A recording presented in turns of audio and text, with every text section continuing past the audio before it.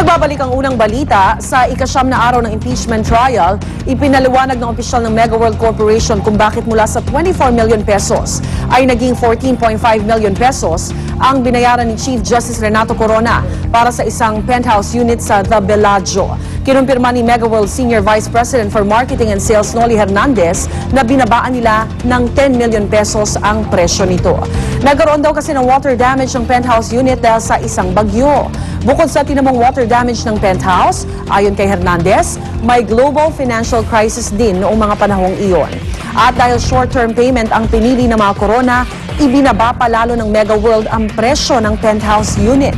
Nilinaw din ng Mega World na hindi sila humingi ng anumang pabor sa Chief Justice at sa Korte Suprema kapalit nito. Sa katunayan daw, 2 beses nang natalo sa Korte Suprema ang Mega World sa mga kasong kinasangkutan nito. Kinwestiyon naman ng ilang senador ang mga miyembro ng prosekusyon ukol sa koneksyon ng issue ng discount sa Article 2 o non-disclosure ng SALN ng punong mahistrado. Magpapatuloy po ang impeachment trial mamayang 2:00 ng hapon. Pinalawig ng Manila RTC ang Temporary Restraining Order o TRO laban sa investigasyon ng DOJ sa mga reklamo laban kay dating NBI Director Magtanggol Gatdula. 20 araw ang bisa ng TRO na inilabas si Judge Felix Berto Olalio Jr. Mas mahaba ito sa naunang TRO na 72 oras lamang. Giit ni Gatdula, hindi siya nabigyan ng due process para makapagpaliwanag kaugnay ng reklamong pagdukot at pangingikil umano sa isang Japanese national. Sinibak ni Pangulong Noynoy Aquino si Gatdula sa gitna ng kontrobersya. Dauna namang sinabi ni Judge Secretary Laila de Lima na binigyan nila ng pagkakataon si Gatdula na maibigay ang kanyang panig. Ngayong araw ang opening parade ng Panagbenga Festival sa Baguio City. At makibalita tayo kay Charis Victorio ng GMA Dagupan. Charis?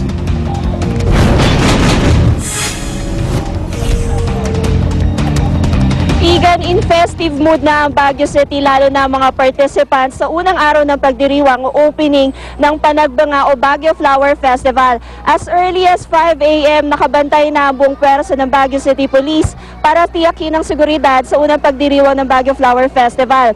Nagsidatingan na rin ang mga elementary students nakalahok sa street dancing competition at drum and lyre competition. Igan, 14 degrees Celsius ang temperatura ngayon dito sa Baguio City. Pero kahit na malamig, kitang-kita sa mukha ng mga mag-aaral mula sa 14 na elementary schools dito sa Baguio na ready to compete na sila. Yung mga musical instruments na kanilang gagamitin, puno na ng mga magagandang dekorasyon. Gayun din ang kanilang mga costumes na puno na ng mga makukulay na bulaklak. Igan, 8:00 ng umaga, magsisimula ang parada, pero bago ito, magkakaroon muna ng ugayam o yung tinatawag na traditional Cordilleran prayer. Yan muna mga kaganapan dito sa Baguio City para sa unang pagdiriwa ng Panagbenga 2012. Maraming salamat, Charis Victorio ng GMA Dagupan. Nagulat po live mula sa Baguio City.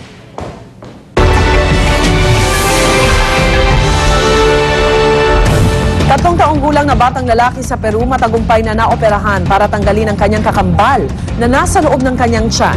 Tumagal ng mahigit 3 oras ang surgery para tanggalin ang halos 1 talampakang fetus sa tiyan ng bata. Bago natuklasan na may fetus sa kanyang katawan, nagrereklamo raw ang bata na palaging sumasakit ang kanyang tiyan. At matapos ang pagsusuri sa ospital, nadiskubring may parasitic twin ang bata na nakikihati po sa blood supply nito sa right kidney at sa liver. Tumitimbang ng araw ito ng mahigit 1 kilo at maikukumpara sa fetus na nasa ika-4 o ika-5 buwan ng ipinagbubuntis. Di raw pangkaraniwan ang kasong ito at nangyayari lamang sa 1 sa kada 1/2 milyong batang isinisilang. Sa Iowa, sa Amerika naman, baby na mahigit 13 pounds ang timbang, isinilang. Kaya naman ang hospital staff na manghanang isilang si Baby Asher. Posible raw na si Baby Asher na ang pinakamalaking baby na nailuwal via normal delivery sa kasaysayan ng kanilang ospital. Pero hindi na bago ang mga hebigat na baby sa pamilya ni Asher. Ang kanyang kuya kasi na si Judah, may bigat na mahigit 12 pounds nang ipinanganak.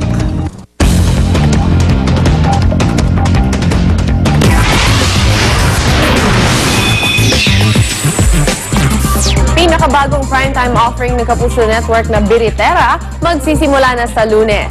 Full force na humarap sa press launch ang cast members sa pangunguna ni Dennis Trillo, Glyza De Castro at Angelica De La Cruz. Bibida rin ang ilang child stars kasama ang protege alumnus na si Nomer, Sweet Ramos at syempre si Rose Ann o Jinky Magan sa totoong buhay na mamahalin po bilang biritera. Sa lahat ng nag-audition para sa role, umangat daw ang galing sa pagkanta at pag-arte ni Rose Ann. Inspirasyon daw niya ang Asia songbird na si Regine Velasquez. Samantala, the X Factor judge Paula Abdul tinanggal na sa show. Hindi raw kasi pumatok sa tao ang first season nito. At ayon sa network na humahawak ng show, kasama umunong natanggal ni Paula ang isa pang judge na si Nicole Scherzinger at ang British host na si Steve Jones. Ikinashock ng fans ng show ang pagkakatanggal ni Paula. Matatanda ang matagal din bago napapayag ng creator ng show na si Simon Cowell na maging judge si Paula sa show. Sa ngayon ay wala pang inilalabas ang network kung sino ang mga bagong uupong judge ng The X Factor. May mga chika pa ako mamaya, kaya dyan lang po kayo. Igan? Salamat, Luan. Ulat trapiko naman tayo. Narito si Laban Verla.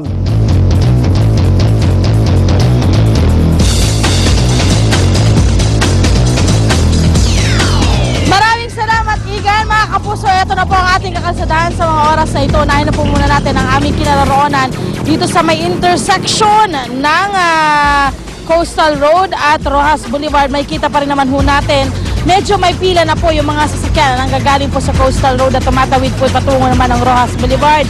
Ang Naiya Road naman, makikita ho natin ngayon ang magkabilang lane. Maayos naman po yung mga papalabas at patungo po ng Rojas at yung mga papasok ng Naiya Road. Tuloy-tuloy pa rin naman pong nakakapagbiyahe. Ang Macapagal Road, wala rin hong problema. Tuloy-tuloy pa rin po ang ating mga motorista. Via GMA Traffic System, tunguhin po natin ang North Luzon Expressway Balintawak.